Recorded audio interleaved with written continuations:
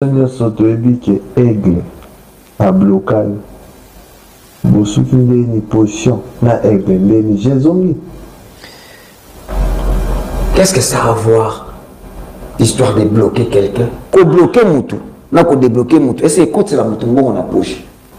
Bazo sunga aigle te, bazo idéité. Ngao idéité. Aigle a cause à aigle mais faut batali sa kepe. Et au stade de France et Zalaki. Date à stade de France et ça. Ou biso photo samedi la aigle na biso. Azwa date à date à stade de France. On dit fait rigolo à Jésus de nuances. Aza grand musicien. Yambo na biso na ndenge ya mokete. Na lobby. Ngape ba benga nga papu. Fontaine na kabane ba benga ke papu. Donc tout le monde est papu. Tout ça papu. Papu ça veut dire papa non. Donc on a besoin de motiver, on a motivé d'abord pour un grand musicien, Jésus de Niance, fait rigolo. Motivation, les morceaux d'abord, il y a des Congolais, surtout, hein, surtout bien en termes même fanatiques. Mais on a fait rigolo, les gens qui fanatiques, moi, le Bagoula, tout l'équipe, on est belé. En tout cas, on a tout boyaté, Bagoula, Baza est belé. Au monde de Lamborghini. On a déjà, on a Stade de France, on a la télévision, jamais, on a commis ça. Bah bien. Arrêtez la musique. Arrêtez. Katazoba. Big up la famille, on vous dit mbote bonjour de partout où vous nous suivez. Vous êtes Bisika Bozali, Bozolanda Biso, Topesibino Mbote Belé. On vous dit bon lundi, bon férié, bon début de la semaine. Vous êtes en train de suivre la meilleure chaîne YouTube du moment, Bowalo de TV. Et vous êtes sur Katazoba, la chronique Antello en compagnie de la gourou de son temple, la meilleure animatrice du moment. C'est un plaisir pour nous d'être là devant vous, toute la Bowalo de famille. Tous les Boalos, on vous aime bien et moi je vous dirai toujours, restons ensemble, il n'y a pas de souci.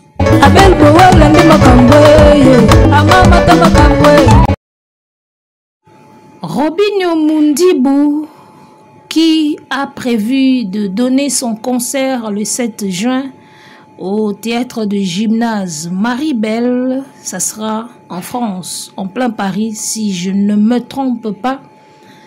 Voilà, date moi qu'on a vu les padres Ferregola. Alors, Robinho Mundibou, ses sorties médiatiques dérangent un peu la toile ces derniers temps. Depuis sa conférence de presse passée, à propos de Tenaki, il est sortie médiatique naïe et ils ont continué à inquiéter Moussoussou, ils ont continué à déranger. Alors, il y a Roro. Robinho Mundibou Nathalie une émission oyo na sentir elo moboy na sentir elo moboy na attitude naïe Nathalie pene émission Nathalie après ma conférence de presse après émission à Salakina oyo Africa Elengi TV et Nathalie lisou lelo na comprendre pena na bia Mundibou lelo na sentir que Robinho Aza Sikoyo en mode enfin ça c'est mon point de vue, d'accord, parce que comment il kamba point de vue. Nathalie attitude ya Robinho une émission Oyo. Na sentir que il était en pleine émission où il était dans cette émission avec un esprit oh balobaka, je n'ai plus rien à perdre. Na habité sur cette stratégie tonini mais attitude ya Robinho na émission où on a senti que le gars se dit je n'ai plus rien à perdre. Ndeba français balobaka. Alors je n'ai plus rien à perdre wana ezandenge nini. Tozo kaka fallait à bloquer. Ngana na preuve te bato albika fallait à bloquer. Soki des journalistes comme otuna yango et c'est que sango si tamboli que fallait à bloquer. Yemoko be batuni yango abi est-ce que ko bloquer mutu et au côté la mutu mbongo na poche Robinho yo na mangala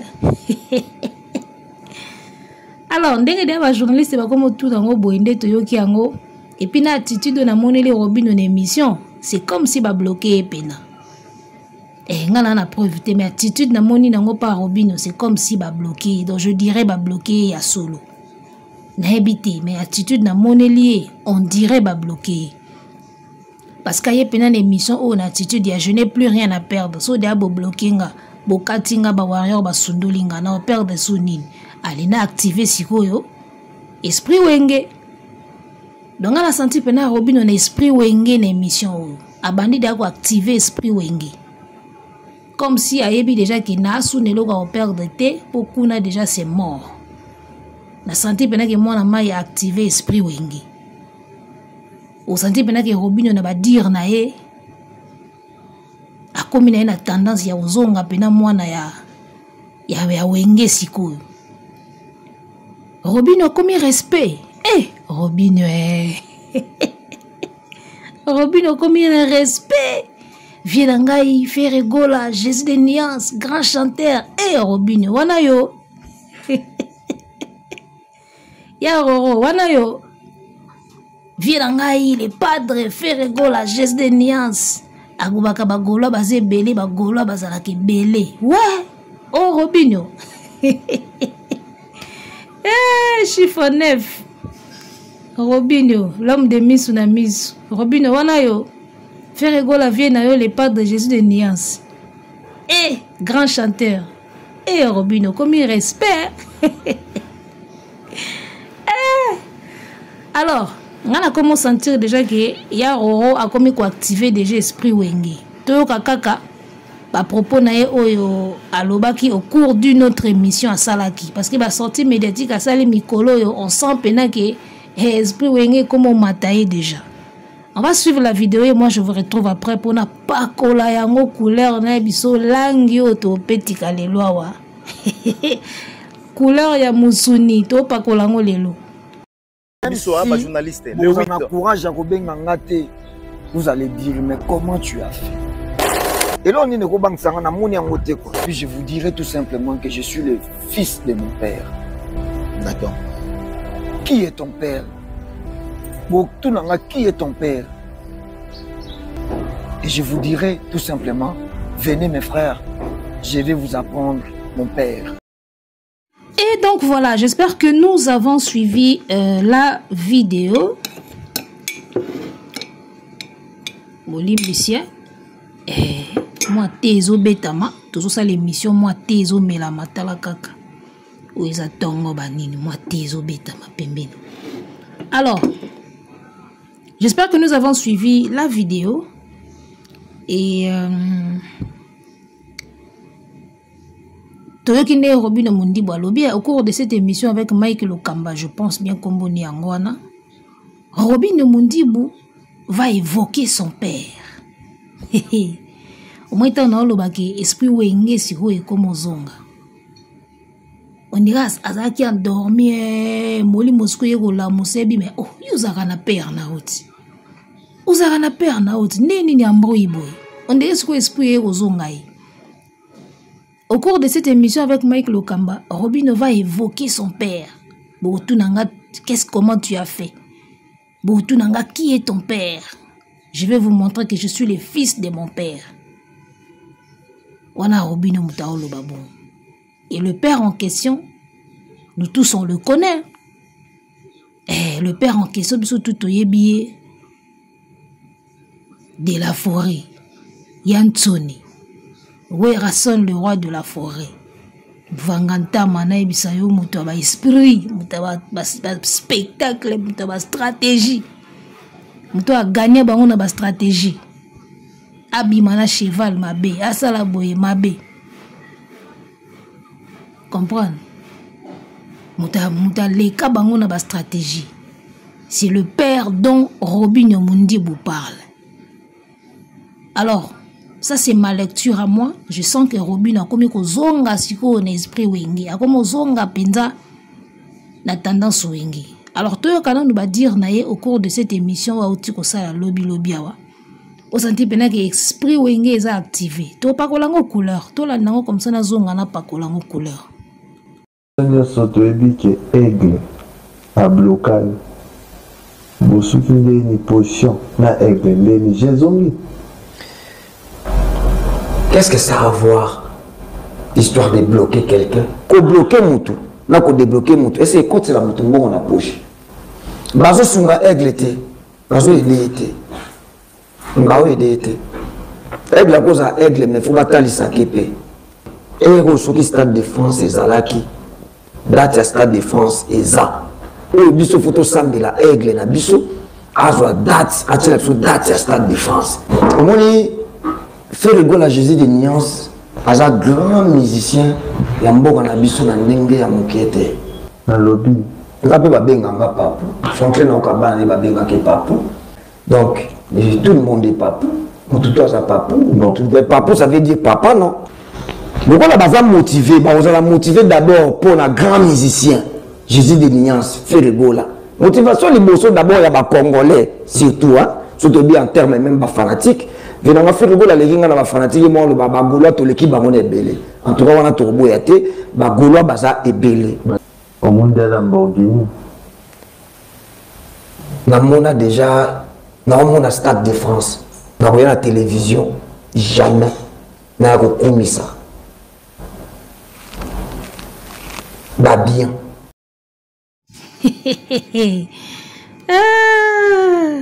Mambo maso bele. Voilà, j'espère que tu l'as dit bien, bah dire ya Robin Mondibu. To pa kolango siko couleur.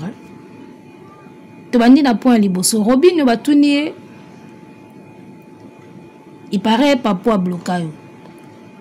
Alors est-ce que ko bloquer mutu to ko débloquer mutu côté la mutu mbongo na poche. Ce qui veut dire le plus important et ça qui tout ça la mbongo. Tout ça la business, ma solo ko bloquaka ko débloquaka ba teza ma solo mo miki. Yemoko d'ailleurs alobaki ngoke, c'est des choses banales. Et ça inutile, ça abaki ngotuni, abaki nini inutile. Abaki kutuni komba ngwa abaki. Yabe za ba futilité je crois. Mais ce sont des futilités. Makamba ko bloquer mutu na TV boya na on a TV. On a langage na ye. De sentir déjà que côté ana mo esprit wenge déjà et solo là. Ba ko tuna Robinho. Likamba papou. Ah oui mais tout le monde dans un papou. Ngana papou, yekuna za papou, papou et l'axi papa, tout le monde, tous les papas sont des papous. Eh Robinho, t'as le kilo hein. Na comme bobenga papou. Habillé pas za papou. Tout le monde a papou. Donc là en disque place na santé qui pene esprit wenge koti. Parce que esprit wenge zaka boya mutu boya tina ti boya kaka. Au monde a pena maison boya kaka. Eh? Déjà quand tu n'as qui est papou, mutu ne sera papou. Parce que la musique tu es biso to bengi papou, tu es bi auto musicien auto benga papou. Kokini ko ba déjà que ngapi na papou, il pas za papou. Eh esprit wenge déjà bandi wana. À part ça, ba ko tu na e au moni Lamborghini. Est-ce que c'est Moni Lamborghini? Yo ga réponse à Robin, abinga na koya na TVT na lobela ba bien. To Zélande Stade de France. Wane kede ana parti ya wenge boya to moni boya.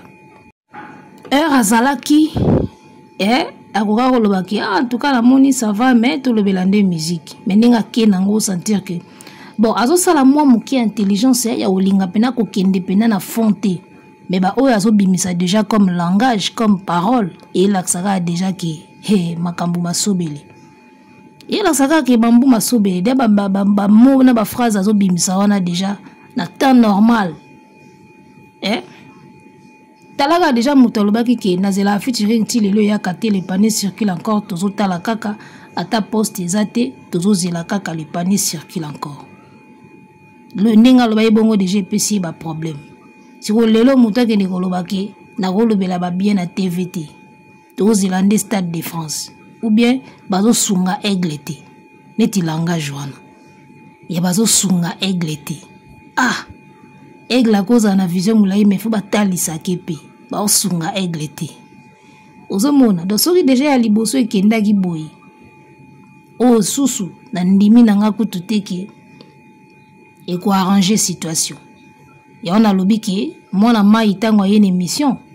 Ngana sentir pena y na esprit pena qui a je n'ai plus rien à perdre. Et c'est Katani déjà singa c'est Katani donc tomé la caca. Et il a tiré le vin à continuer au mela. Au mona. a continué comme la 20 tiré déjà. Aïe ben un esprit pena si ok, il y a moi na wingi. Alors, à partir de cette attitude là, moi je peux confirmer que ba bloqué et puis ba warrior de ba si ba sundoli ba kati déjà pour qu'on ezalaka katai. Et kuna soki ka katai esili. Encore ba warrior ba katara moto. Robin a bimisi à domicile. Ti siko to aka sona 16K. Makambo Lobi aboka clip moko à domicile. Ozana solo alikam. Ozo bete ma domicile. Ti siko soki 16K soki 20K na ebité. Alors que Robin a côté idéal na ba na ranger ba millionnaire. Ya ba vu. Ozo mona. Alors, différence, il y a Fabregas et ça que je ne sais pas comment Fabregas fait, mais Fabregas sera bimisi clip à tout à moi 1 million naïe. Attends en retard. Mais comment? On remarque Robin Obanda betara misu na misu bien et là. Fabregas robonzele nde tolo baboy azara na 1 million. Et là, mon sorte ko bimisa boy 1 million. Ça dit que même si ils ont oumela, mais à côté de 1 million. Alors que Robinho, vous allez remarquer que côté à 1 million comme il est passé. Depuis qu'il a été bakawana. Côté à 1 million comme il est passé. Il y a un monument bon. Alors, il y a Fabregas n'a habité pour y appeler sa position côté à faire. Mais moi, je pense que depuis Abetagaya Mado, il a su garder moi Batunaye Moro Boye. Parce qu'il a créé déjà un villageois. Si le Robinho est fanatique, il est combo et banati.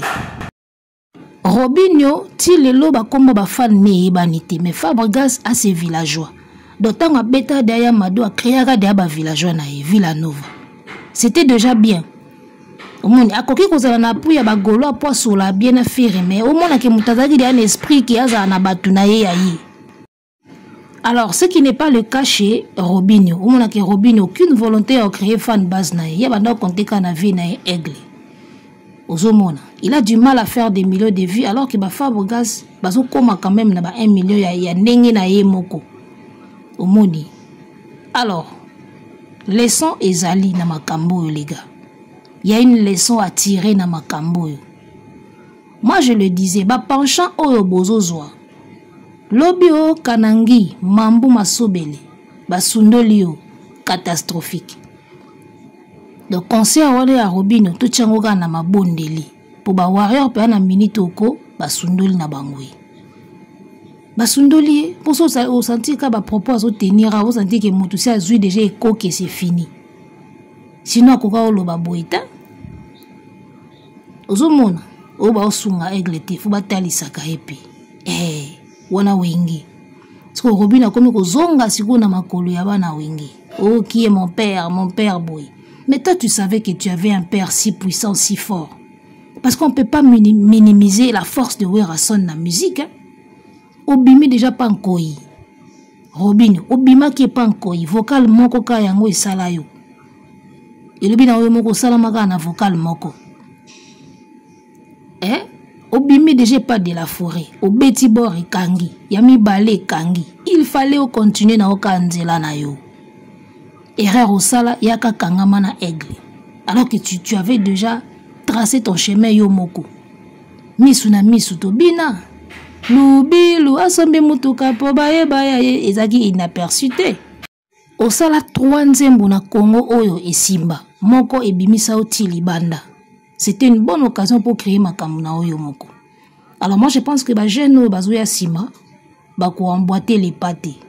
Bako se servir na exemple oyo pour basala les mêmes erreurs te et ba jeune basi ba timbela ki déjà que il a danger ba bendana na bango ba sa makam na bango en tant que bango je crois que na minute oyo bazo mi pe sa raison ba inosbi ba MPR ba nani susu na minute je crois que bazo mi pe sa raison que biso to yeba na biso ke makambo ani esuka boy parce que na minute ezo bébé la Robinho total ndenge concerné oleka surtout sentir pena mabulu ezali woni ezaka ba conséquences mais si tu arrives à réussir ce concert ngana oyebisa Robinho soko réussir ka concert na ya le 7 juin prends maintenant confiance en toi telema siko banda ko foncer en tant que toi mutu na muta bunda muta créer ba fan base na yi ba tendance ezali oui mais n'entrez pas dans ces jeux.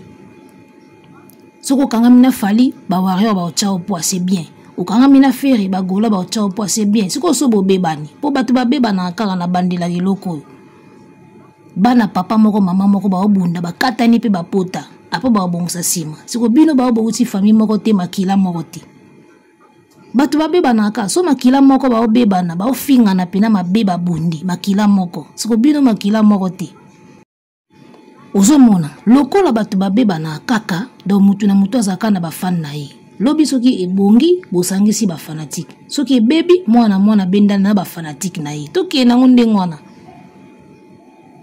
système wana ba pire petit musicien moko na ba pire petit na ye musicien moko na ba musicien moko bazo kangama na ye eza vague moko yaki mais ce n'est pas bien ce n'est pas parce que une chose est devenue tendance ndeza forcément bien hein ba sœur tout le monde a ba BBL lelo.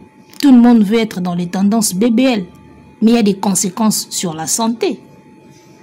Eh, ces tendances, mais ça a des conséquences. C'est pas parce que l'homme a commis tendance, mais forcément, ils ont bien pour la vie, pour la santé. N'engue ba tendance est commis la musique na biso. Musicien moko ya aura, azana ba pire petit na moko boye. Faut kangama na vie moko bozana ba fanatique ebele pour ba tchaka au poids. Et ça tendance ya mikolo, mais ils ont aidé binoté. Tala ba MPR. Tala Inosbi, tala Gali Garvey. Bazo éviter ba tendance. Et tant ozo éviter ba tendance, ba toutou ba koki kopé sous chance. D'accord? Si ozo éviter ba tendance, ba tout kaka boye ba opé sous chance. Mais si on laki sika tendance. Kanga maka na tendance wana bozala ka bien ko silikate ko bebanate. Yeah? Compagnon Petit José, koningana te, kopema te, kasi pema koningana te. So zana mamba tendance, faut asko compagnon Petit José, kanga mna pema ko silika te ko baye pete. Pour so siliki ka ko baye sili, kataye. N'est-ce pas encore idéologie ya kataye. Ah Seigneur.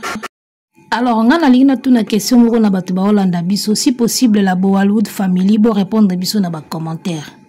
Tous les boalos. La musique na biso toyeba mo ba esprit moko boye et yaka na ba génération. D'accord? Na bana wenge ba yela biso esprit wenge. Ba yela biso pe 12. Alors na époque oyo sikoyo tozo ka ba kata eza. O kata Jaël. O kata Yorobo, o kata nani. Si on na tuna entre esprit wenge na 12 na esprit kata e ni nezo faire souffrir batu mingi. Bon répondre biso na ba commentaire. Ça dit entre esprit wenge o eza benaki boya mututi na suka atoza ni loko te me yo zaka leader yo ka danger yo leki batutu na 12 osale lo mo boye ba isolé ba beti o 12 ba beti 12 akena matanga boye ba kipete ba beti 12 na esprit ya katae o gafe boye ba kati yo ba olando soute ba soutenir yo te ba poster yo te ba tcha poite esprit ni nezo faire souffrir batu na ba musicien. Parce qu'il faut te comprendre, esprit na esprit za na ndenge nango. Esprit wenge za kite tites, ko boya ko bude ebele, wane lo kote meyo zaka a danger. 12 eze lo moko boye, ba goya place moko boye, et lo moko fallait participer, ba faire participer au té. Place moko le bas à l'Argentine yo, ba beti au kara, aux 12. Ozo mona, sko esprit kataye, et ça siko ke so ka ko gafe. Ça dit que ba fan ba sundolio, ba poster au té, ba couvrir yote, ba soutenir yote. D'accord? Ba pesa ope marché te ke o bochaye. Neto moni solidarité Congo boy. Ba pesa ope marché te ba kotu na copte. Esprit kataye. Alors qu'est-ce qui fait souffrir plus les artistes? Tout le banan na ba commentaire surtout comprendre ba esprit en bien. Bon, pas faire une habité esprit, pas faire je crois 12 hein. Il le mon na wenge je crois 12 ezala kuna 12 to ebeza ba wenge ba wera na ba jibé. Esprit wenge bon, eza bana wenge tout, esprit wenge, esprit 12 et lorsque tu es un esprit kataye.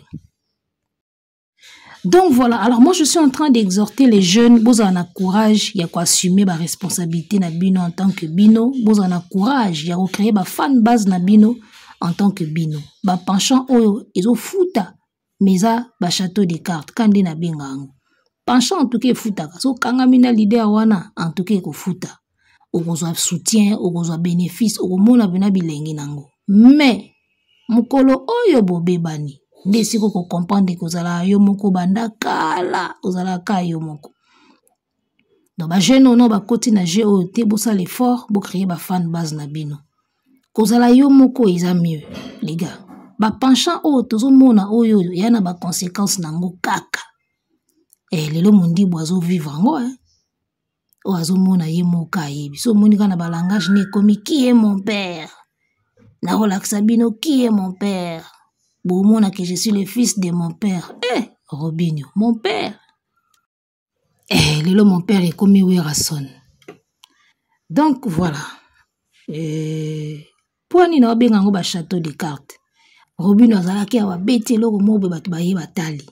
A betelo ko mobe batu baye batali. Si vous mona ki 1 million de vues et comme Léo Passien. Château de cartes. Brou nyo se s'écrouler. Moindre mou pepeka aboui. Quel que soit auteur au commissaire, un château de cartes. Au tongi pena château de cartes au commissaire on a plafond. Soka mou pepe moka mou kieye. Tout carte moko ka e bouger. Nyoso e lali. Et qui parate que si komaki moulaï tu komaki belé. Ate komaki moulaï makasi. Soka carte moko tengami to mou pepe moko eleki. Nyoso ko s'écrouler. Textuellement makam to mona na ba penchant. Quel que soit full ou baroya golanda yo, quel que soit nombre d'abonnés au sala pose na penchant, mukoloka bo bebani tout na minute au perdre. Na minute au perdre na ba abonné na ba nini ba okitamba moko le roi mon pépé. Si vous otongi nini. Tu as construit quoi? Alors, quand on dit tolobaka, il y a un temps pour tout, makambu nyonso, d'après ce que moi personnellement j'ai remarqué, makambu nyonso ndenge bandaka nango yango moko ndenge pesila nango yango moko. C'est toujours comme ça.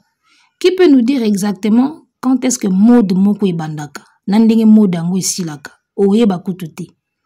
L'autre là ta suba supana te supana bandaka ndenge nini esilaka ndenge peut-être ndenge ko banda toyeba ki supana bandaka artiste moko alataka ngona clip erenier to komi ko lata ba supana mais ndenge mode kendaka toyeba te ebandi ko kende wapi et puis elimwe wapi trace ezalaka te époque ba pen show ba parents na biso basala ba pen show ndenge banda toyebi musicien moko asali pen show bolandi siko tango bakomi na style wana pen show bozo réunir ndenge pen show ko sila eyebanaka te okamwaka batu basala yango soutien elimwa kovo ute ko kata mawa kovo kata mia batu bakati ba lox kovo siko na minute ndete oloba boy nie.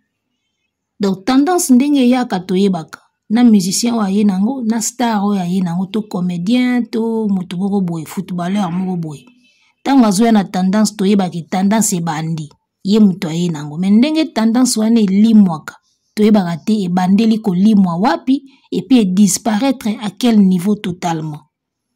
Et on a zolo makambo ba penchant oyo et aussi la nango malembe. Ça finira par passer ndenge banda toyebi. E banda ki na kingandi apo yebwe toko mosala boy. Mais ndenge ko limwa to la mwaka na tongo mo boy ba tendance yango moko eki. Toko mina biso libre mutako motala mutu nyonso mutako moyoka mutu nyonso. Makambo za na ka bon. Tango yaka toyebaka ndenge banda ka toyebaka mais ndenge sili la ka toyebaka kututin. Yande mona succès tango bandaka abeti songani cartonné mikolo ye muto ana top enchaîné mais tango succès silaka to monaka nie moko ekoti boye calme moko boye succès silia nie. Donc voilà ezaka likambo atan ba tendance le kanango ba style silaka nango kande mindele baloba laissons le temps au temps. Tout la tango na tango bomona ka makamu naturellement ya moko échanger nango sans que tu bo pesa mot d'ordre mona bu elimwe bu esili tozalaka boy na kalandeni to koma boy to koma ka bongo to yeba tendeni. Voilà, on va s'arrêter par ici. Merci de nous avoir suivis. Portez-vous bien là où vous êtes na mabota na bino na ba palais na ba kayou.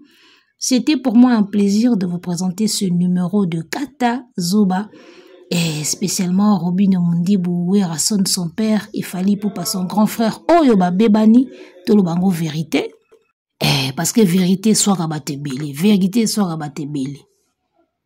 Donc voilà, Tosuki Nabiso Awa, merci de nous avoir suivis. Je vous retrouve très prochainement pour d'autres nouveaux numéros. Il y a analyse, il y a Pakola couleur, il y a Kitoko Lisusu. D'ici là, portez-vous bien et ciao. Arrêtez la musique. Arrêtez quoi?